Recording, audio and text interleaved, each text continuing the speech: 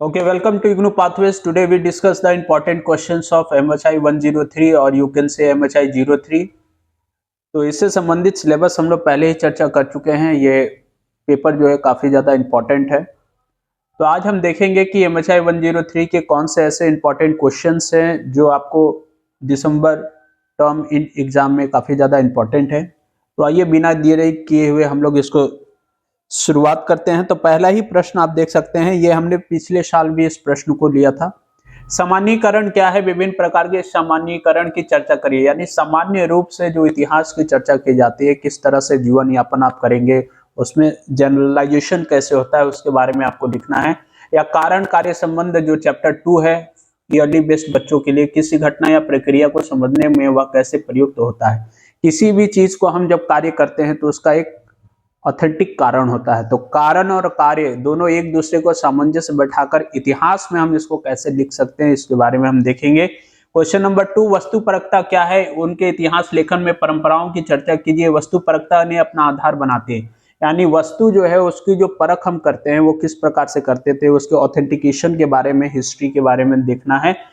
तीसरा प्रश्न है, पूर्व आधुनिक चीन में इतिहास लेखन से जुड़े सिद्धांतों की टिप्पणी लिखिए। यानी चीनी इतिहास का जो लेखन है उसे हम किस प्रकार से देखते हैं, उसमें आधुनिकता का क्या रोल है, इससे संबंधित आंसर आप प्रश्न संख्या 3 में देखेंगे। 4 में कलहण कौन थे? देखिए, आप जो पिछला सेमेस्टर एग्जाम हुआ है, ईयरली बेस्ड एग्जाम हुआ है, उसमें एक टॉपिक आया था शॉर्ट में, रास्तरंगिणी। तो वो रास्तरंगिणी जो है वो कलहण द्वारा ही रचित है, जिसमें कश्मीर के इतिहास के बारे में चर्चा की जाती है। तो हमने ये प्रश्न इसलिए ले लिया, हो सकता है कि ये एक इंपॉर्टेंट टॉपिक है, लॉन्ग में पूछा जा सकता है।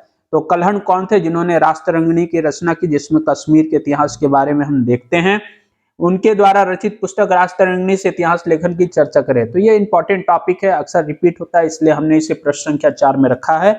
प्रश्न संख्या 5 हम देखते हैं, 11वीं-12वीं सदी के अरबी अथवा फारसी लेखन परंपरा में हुए परिवर्तनों का वर्णन करिए। तो अरबी और फारसी जो कि पुराने सिलेबस में हम देखते हैं एक साथ मर्ज करके दिया हुआ है, पर न्यू सिलेबस में अरबी का इतिहास अलग है, फारसी का इतिहास अलग है।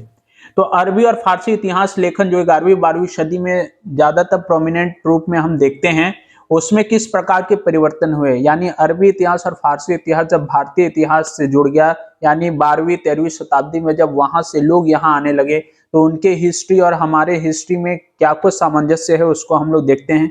यानी फारसी और अरबी इतिहास के लेखन के बारे में हम जानकारी लेंगे कि उनके इतिहास में किस प्रकार से लेख लिखा जाता था, और वहाँ के लेख जो है भारतीय संस्कृति में जब समायोजित किए गए तो उसका क्या प्रभाव पड़ा, यही आपको प्रश्न संख्या 5 में देखना है।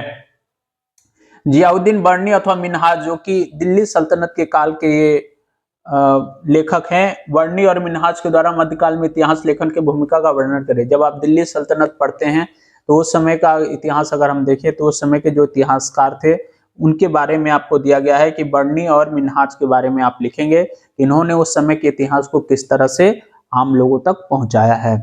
सूक्ष्म इतिहास, स्थानीय इतिहास और मौखिक इतिहास में समानता और असमानता बताना है।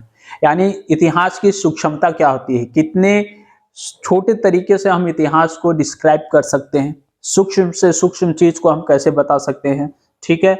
स्थानीय इतिहास यानी लोकल जो कहानियां होती हैं, लोकल इतिहास का जो कि किताबों में नहीं आ पाता है, स्थानीय तरीके से स्थानीय लोगों से मिलकर हम जो जानकारियां लेते हैं जो अनौपचारिक होती है, ऐसे लोकल इतिहास को हम इसमें देखेंगे। और मौखिक यानी जिसका कोई रिटन साक्ष्य नहीं है, ये कही गई बातें, सुनी गई बातों पर जो इतिहास हम जानते हैं। यानी हम जब किसी हिस्टोरिकल प्लेस पे जाते हैं तो हमें जो गाइड मिलता है, तो गाइड हमें जो जानकारी देती है वो कुछ जरूरी नहीं है कि वो लिखित हो, वो दंत कहानियों से संबंधित हो सकता है। यानी वो जो बातें कहते हैं कि राजा महाराजा ने ऐसा किया, या वो उस समय की रानियां जो थी इस तरह से काम करती थी, सैनिक जो युद्ध लड़ते थे उस तरह से युद्ध को लड़ा जाता था, या वहां के कलाकारी के बारे में वो जो बताते हैं कि मंदिर ऐसे है, महल ऐसे है। तो ये सब क्या एक प्रकार की मौखिक जानकारियां है, जो है तो ऑथेंटिक ही, लेकिन उसका कोई लिखित साक्ष्य नहीं होता है, तो उसे हम मौखिक इतिहास में लेते हैं। तो यानी सूक्ष्म इतिहास, मौखिक इतिहास और स्थानीय इतिहास में क्या समानता है, क्या असमानता है, इसी के बारे में प्रश्न संख्या 7 में आपको लिखना है। प्रश्न संख्या 8 में आते हैं, इतिहास के ईरानकीवादी दृष्टिकोण के सकारात्मक और नकारात्मक पहलुओं को देखेंगे। ईरानकीवादी जो है उनकी विचार क्या है कि उसमें पॉजिटिवनेस और निगेटिवनेस दोनों को कंपेरिजन करके आपको इसमें लिखना है। मार्क्सवादी सिद्धांत का इतिहास लेखन के संदर्भ में मूल्यांकन करें। ये मार्क्सवादी इतिहास जो है वो काफी ज्यादा इंपॉर्टेंट टॉपिक है, ठीक है। ये MHI 3 में भी आपको पढ़ने को मिलेगा, MHI 4 में भी आपको मार्क्सवादी पढ़ने को मिलेगा। जब हम विश्व इतिहास के बारे में चर्चा करेंगे वहां भी मार्क्सवादी यानी मार्क्स के विचारों के बारे में इसको बताना है कि वो समाजवादी विचारधारा के प्रवर्तक थे और किस प्रकार से समाज में संतुलन बनाया जा सके, पूंजीवादी व्यवस्था के वो काफी ज्यादा विरोधी थे। इन सभी बातों का ही चर्चा करना है। देखिए, अनाल स्कूल के इतिहासकारों ने कई वर्षों के दौरान किस तरह के अभिनव का काम किया, उदाहरण के साथ बताइए। ये पिछले बार के शॉर्ट में ये क्वेश्चन आया था, इस बार हमने इसे लॉन्ग में लिया है। देखिए, दो प्रकार के स्कूल हिस्टोग्राफी में अक्सर पूछे जाते हैं, एक सबाल्टर्न शिक्षा पद्धति जो है और अनाल स्कूल है। इन दोनों के कंपैरिजन को कर हम पढ़ते हैं और इनसे सवाल अक्सर पूछा जाता है। पश्चिम में मार्क्सवादी इतिहास लेखन की मुख्य प्रवृत्तियां क्या है, कुछ महत्वपूर्ण मार्क्सवादी इतिहासकारों के बारे में बताइए जो मार्क्सवादी विचारधारा से समर्थित हैं, उसके बारे में इसमें डिस्कशन करना है। महिलावादी इतिहास लेखन में महिलाओं की यानी महिलाओं का क्या उसमें योगदान रहा है इतिहास में, महिला से संबंधित कुछ इतिहास है। जैसे एग्जाम्पल के तौर पे आप देखिए, दिल्ली सल्तनत में हुई रजिया सुल्तान, जिसे पहला मुस्लिम शासिका कहा जाता है। तो महिलावादी इतिहास यानी महिलाओं के बारे में जब इतिहास लिखा जा रहा है तो उनके बारे में आप क्या कुछ जानकारी प्राप्त करते हैं, ये प्रश्न संख्या 12 में आप लिखेंगे। उपनिवेशवादी और राष्ट्रवादी इतिहास लेखन का अंतर बताइए। उपनिवेशवाद क्या होता है, जब हम किसी देश का गुलाम बन जाते हैं, यानी कोई देश जब हमें अपने सुपरमेसी में ले लेता है, उनके राज्य के शासन प्रशासन को हमारे ऊपर थोपा जाता है, तो उसे उपनिवेशवाद कहते हैं। और राष्ट्रवादी विचारधारा क्या है, जब राष्ट्र के लिए हम कुछ करना चाहते हैं, आंदोलन करते हैं, आवाज उठाते हैं। तो इन दोनों में क्या अंतर है, लेखन को बताना है। राष्ट्रवादी और संप्रदायवादी भी वही चीज है, सांप्रदायिक इतिहास के लेखन में फर्क बताए, यानी सांप्रदायिक जो लोग हो जाते हैं, धर्म के नाम पर लड़ते हैं, राजनीति के नाम पर लड़ते हैं, तो इनमें क्या अंतर है, यानी एक राष्ट्रवादी होना एक संप्रदायवादी होने में क्या अंतर है, ठीक है। कम्युनिस्ट, कम्युनल जिसे हम इंग्लिश टर्म यूज करते हैं, शायद आप बेहतर समझ पाएंगे। तो ये प्रश्न संख्या 13 में देना है, यानी कि इसमें कंपेरिजन किया गया है, या तो उपनिवेशवादी और राष्ट्रवाद के बीच में अंतर बताएगा, या फिर आप राष्ट्रवादी हैं और कम्युनल हैं, इन दोनों के बीच में इतिहास का अंतर आपको बताना है। अभी हम चर्चा कर ही रहे थे, प्रश्न संख्या 14 देखिए आ गया, वेरी वेरी इंपॉर्टेंट। सबाल्टर्न यानी निम्न वर्ग से आप क्या समझते हैं। भारत में सबाल्टर्न स्टडी निम्न वर्गीय प्रश्न की शुरुआत कैसे हुई, यानी एक ऐसा खास समुदाय जो निम्न वर्ग से संबंधित था, जिनके कल्याण के लिए इतिहास में कौन कौन से लोग आगे आए, जिन्होंने निम्न वर्ग के बच्चों को शिक्षा देने का काम किया, यानी धरातल, मुख्य धरातल से जोड़ने के लिए जो लोकल लोग हैं उन्हें कैसे हम उत्थान कर सकते हैं, यह सबाल्टर्न स्टडीज में बताया गया, जिसमें यूरोप के भी बहुत सारे इतिहासकार का बहुमूल्य योगदान है। उसको हम कंपैरिजन करके प्रश्न संख्या 14 में देखेंगे।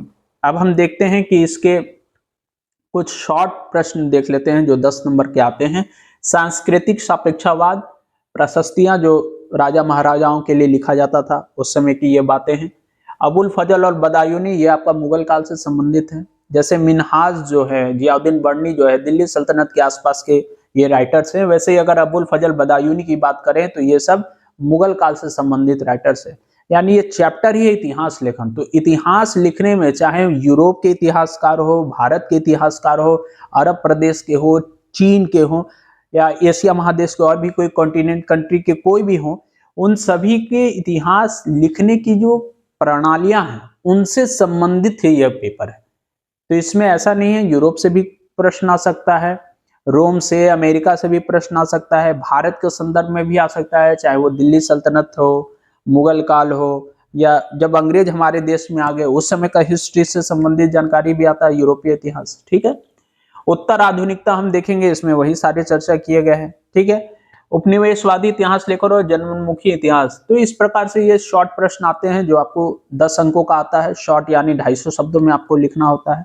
और लॉन्ग प्रश्नों की अगर हम बात करें तो ये सारे प्रश्न जो है वो 500 शब्दों में आपको लिखना होता है, जो 20 नंबर के आते हैं। तो टोटल आपको जानते ही हैं कि हिस्ट्री में आपको 5 प्रश्न बनाने होते हैं, 20-20 अंक के ये प्रश्न होते हैं। तो 100 नंबर का रिटन होता है, बाकी आपका असाइनमेंट होता है, फिर दोनों के कंपेरिजन करके आपके फाइनल मार्क्स बनते हैं। तो हमने आज चर्चा किया MHI 03 और MHI 103 के कुछ इंपॉर्टेंट क्वेश्चंस जो टर्म एंड एग्जाम दिसंबर 2024 में काफी ज्यादा इग्नू के लर्नर्स के लिए इंपॉर्टेंट है। ऐसे ही और भी जानकारी आपको दिया जाएगा। और भी जो भी सेक्शंस हमारे बच गए हैं MHI 04, 05, 06, ऐसे हम लोग धीरे धीरे सिलेबस और उससे संबंधित इंपॉर्टेंट क्वेश्चंस की सीरीज हम लाते रहेंगे। अगर आप इस चैनल पर पहली बार जुड़ रहे हैं तो चैनल को लाइक करें, सब्सक्राइब करें, हमारे लर्नर्स उनको शेयर करें। धन्यवाद।